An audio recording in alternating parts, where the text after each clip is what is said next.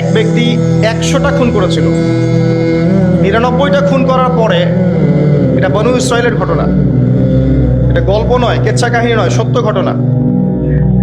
সে তওবার সুযোগ খুঁজছে, তওবা করা যাবে কিনা। খুঁজতে খুঁজতে খুঁজতে একজন আবেদের কাছে গিয়েছে। আবেদ মানে যে ইবাদত করে কিন্তু জ্ঞান নাই। দুই রকম মানুষ থাকে মুসলিমদের মধ্যে, একজন এক শ্রেণী আলেম যারা জানে এবং জানা অনুযায়ী আমল করে, আর এক শ্রেণী হচ্ছে খুব একটা জানে না কিন্তু দেখা দেখে আমল করে, এদেরকে বলা হয় আবেদ। এই ব্যক্তি ছিল আবেদদের একজন। তার কাছে গিয়ে বলছে, আমার কি তওবা হবে? আমি 99টা খুন করেছি, সিরিয়াল কিলার। সেই ব্যক্তি বলেছে, না, তোমার কিসের ক্ষমা? তুমি এতগুলো খুন করেছো, তোমার ক্ষমা হতে পারে? রাগে এই ব্যক্তিকেও সে খুন করেছে, ওরে 100টা পূর্ণ করেছে। এরপরে আরেকজনের সন্ধান পেয়েছে যে একজন আলেম, তার কাছে গিয়ে তওবার সুযোগ খুঁজছে। সে বললো, হ্যাঁ, তোমার তওবা হবে ইনশাআল্লাহ, তুমি খালেসভাবে তওবা করো, ওরে এই এলাকা থেকে চলে যাও। কারণ তওবার পর এক নতুন জীবন শুরু করবে, এই পরিবেশে থাকলে তুমি অতীতের হিস্ট্রিগুলো তোমার মনে পড়বে, তুমি চলে যাও দূরে কোথাও, সেখানে গিয়ে থাকা শুরু করো। সে তওবা করে ওইদিকে চলে যাচ্ছিল, রাস্তায় মৃত্যু হয়।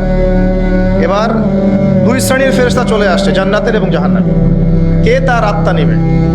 আমরা মৃত্যুর সময় টের পেয়ে যাবো যে কে জান্নাতে কে জাহান্নামে, ফেরেশতাদের আকৃতি দেখে, ঠিক আছে? আর একজন মানুষের মৃত্যু থেকেই তার কিয়ামত শুরু হয়ে যায়। কিয়ামত কবে হবে এর চেয়ে বড় কথা যে মৃত্যুর জন্য আমরা প্রস্তুত কিনা। তো এখন জাহান্নামের ফেরেশতারা রূহ নিতে চাচ্ছে ওই ব্যক্তির, আবার জান্নাতি ফেরেশতারাও চাচ্ছে। দুজনের মাঝখানে একটা ডিবেট চলছে।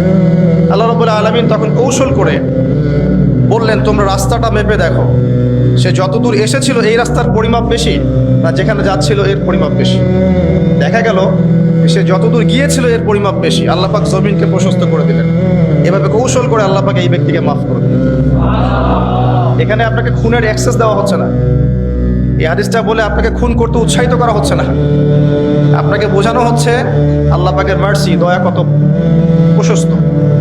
আরেক ব্যক্তি ছিল, সে ব্যভিচারিণী, ব্যক্তি না, সে মহিলা, সে ব্যভিচারিণী মহিলা, প্রস্টিটিউশনে ছিল, যাকে আমরা এখন যৌনকর্মী বলি বর্তমান আধুনিক সভ্যতায়, সো কল্ড আধুনিক সভ্যতায়। এবং তাদের অধিকারের জন্য আমরা অনেক কিছুই করতে চেষ্টা করি। আমরা একটা স্লোগানও দিই, আমার দেহ আমার সিদ্ধান্ত। নাউজুবিল্লাহ।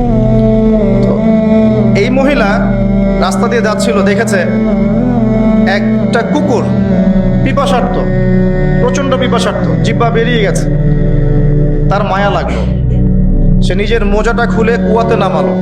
আমি অনেক কষ্ট করে সে পানি উঠালো, উঠিয়ে কুকুরকে পান করিয়েছে। এই একটা কাজের জন্য আল্লাহ পাক তাকে মাফ করে দিয়েছে।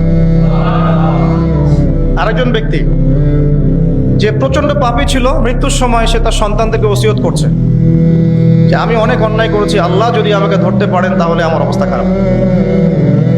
তো আমি যখন মারা যাব তখন আমার দেহটাকে পুড়িয়ে ফেলবে, পুড়িয়ে অর্ধেক ছাই বাতাসে ভাসিয়ে দিবে, আর অর্ধেক ছাই সমুদ্রে ভাসিয়ে দিবে। মানে বাতাসে অর্ধেক উড়িয়ে দিবে, সমুদ্রে অর্ধেক ভাসিয়ে দিবে। ছেলেটা তাই করলো। এই ব্যক্তির আকীদা কি? যদি আল্লাহ আমাকে ধরতে পারেন তাহলে খবর আছে। তার মানে ওর আকীদা যে আল্লাহ ধরতে পারবেন না এমন করলো, এটা কিন্তু কুফরি আকীদা, তাই নয় কি? পুনরুত্থানে বিশ্বাস না করাটা কুফরি নয় কি? ইমানের 6টা পিলারে একটা হচ্ছে পরকালে বিশ্বাস, তাই না? একটা পিলারই তো তার মধ্যে নাই। তো সন্তানরা তাই করলো। আল্লাহ পাক সাগরকে বললেন ছাই জমা করে দাও, জমিনকে বললেন ছাই জমা করে দাও। বাই দ্য ওয়ে, আল্লাহর আদেশ প্রকৃতি শোনে, মানুষ না শুনলে প্রকৃতি শোনে। সাগরের পাড়ে গিয়ে আপনি দাঁড়ান, দাঁড়িয়ে থাকবেন, এই বিশাল সমুদ্র গর্জন করতে করতে আসবে, এসে বিনয়ের সাথে আপনার পা ধুয়ে দিবে। আল্লাহ পাক তাকে এই আদেশ করেছেন, তোমার সামনে দাঁড়ালে পা ধুয়ে দিও, অহংকার করো না। আল্লাহ যখন ওই সমুদ্রকে আদেশ করবেন যে এই জনপদের লোকেরা আমার আদেশ মানছে না, জলোচ্ছ্বাস দিয়ে উড়িয়ে দাও, সমুদ্র তাই করবে। প্রকৃতি আল্লাহর কথা শোনে। ছাই জড়ো করা হলো। জড়ো করার পরে আল্লাহ পাক এই ব্যক্তিকে আবার পুনরুজ্জীবিত করে জিজ্ঞাসা করলেন, কি জন্য এই কাজটা করেছেন, কেন এই কাজটা করেছো? তখন এই ব্যক্তি বলছে, হাদিসের কথাগুলো এমন, এই ব্যক্তি বলছে, মিন খাশিয়াতিকা ইয়া রাব্বি, আল্লাহ আমি তোমার ভয়ে এই কাজটা করেছিলাম, আর তুমি খুব ভালো করেই জানো হে আল্লাহ যে আমি তোমার ভয়ে করেছি না অন্য কোনো কারণে করেছি। আল্লাহ পাক বললেন, আমি তোমাকে মাফ করে দিলাম।